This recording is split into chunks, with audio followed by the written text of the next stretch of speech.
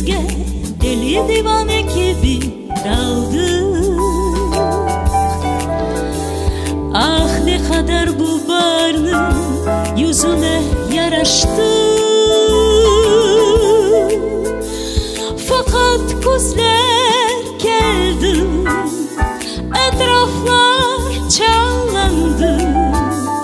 Alışkanlık bizi suluk etti. Fakat kuzler geldi, etraflar çallandı. Alışkanlık bizi suluk etti. Kardaneler kirpiklerde erir, meftun olup adamlar hep okuyur. Dulber bitirilmegen romanı, muhabbet sevgidir. Fakat vakit gelir her şey biter. Gel felegimizni aldatayım, romanımızı biz kaldırayım.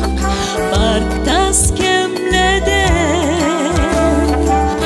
romanımızı biz kaldırayım.